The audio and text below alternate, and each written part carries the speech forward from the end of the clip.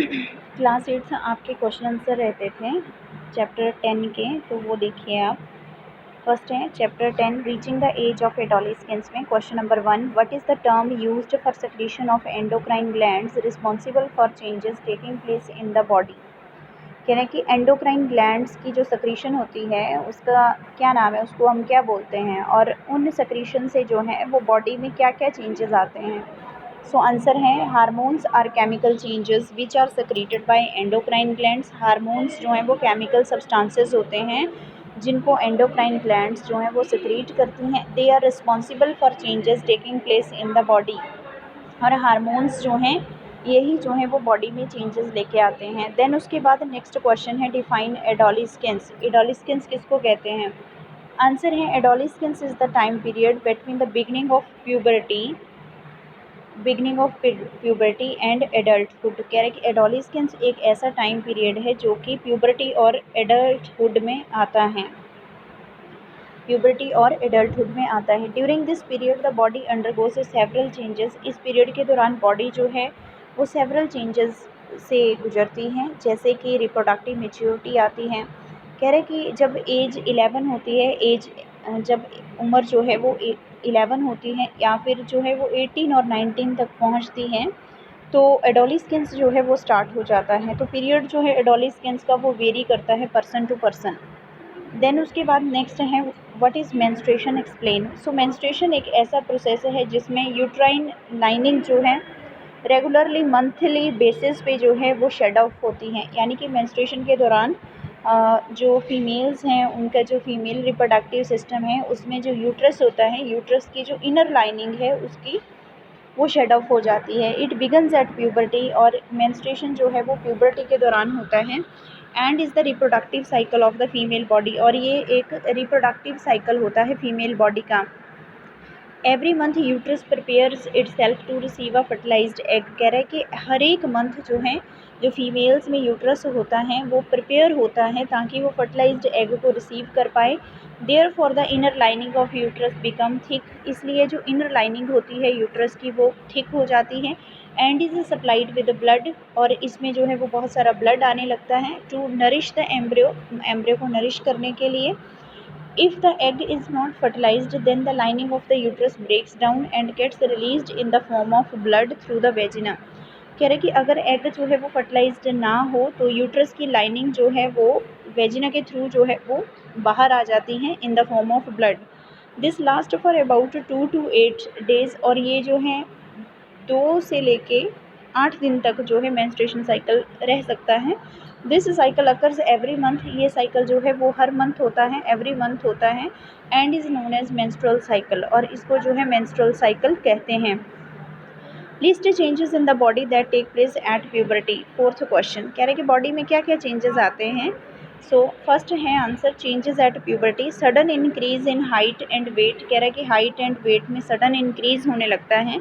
Then broadening of shoulders, shoulders जो है broad होने लगते हैं। And widening of chest in boys. In girls the region below the waist becomes wider. और जो गर्ल्स हैं उनमें जो वेस्ट के नीचे रीजन होता है ये काफ़ी वाइडर होने लगता है। देन उसके बाद जो है वो नेक्स्ट पेज है इन boys under the influence. Fourth change, जो थर्ड चेंज है वो देखने को क्या मिलता है।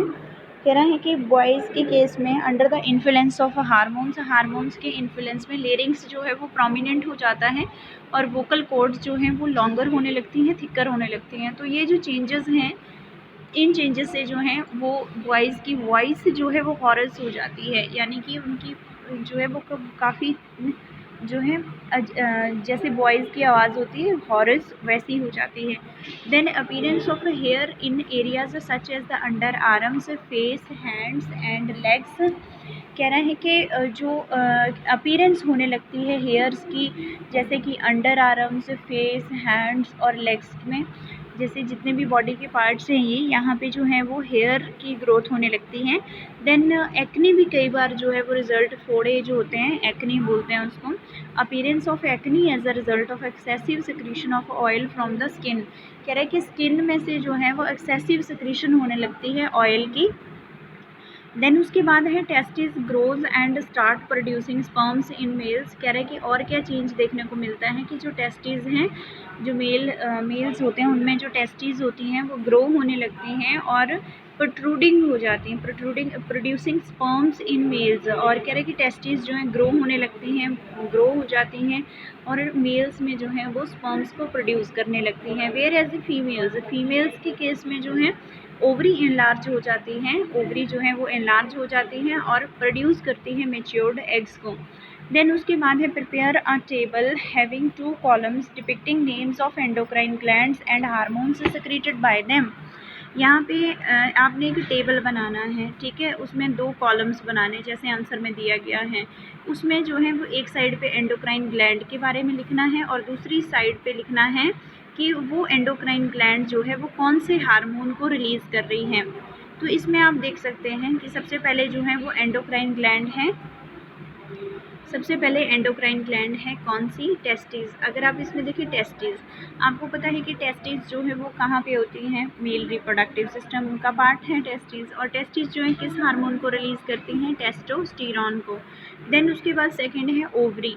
ओवरी जो है वो किसको रिलीज़ करती है, ओएस्ट्रोजन को, ठीक है, किसको, ओएस्ट्रोजन को।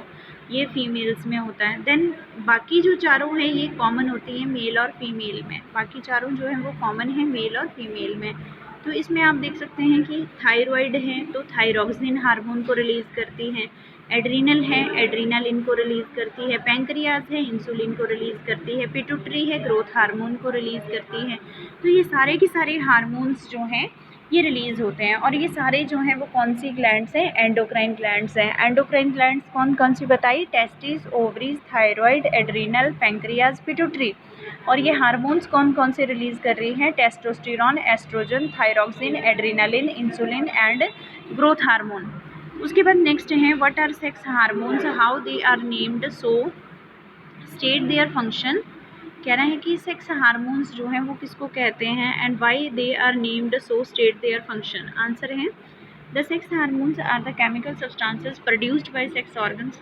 सेक्स हार्मोन्स जो हैं वो केमिकल सब्सटेंसेस होते हैं जिनको सेक्स ऑर्गन्स जो हैं वो प्रोड्यूस करते हैं। फॉर एग्जांपल जैसे टेस्टोस्टेरोन है, testosterone is the male sex hormone, ये मेल सेक्स हार्मोन है जिसको टेस्टिस जो है वो प्रोड्यूस करती हैं। एंड एस्ट्रोजन जो है वो फीमेल सेक्स हार्मोन है जिसको ओवरी प्रोड्यूस करती हैं।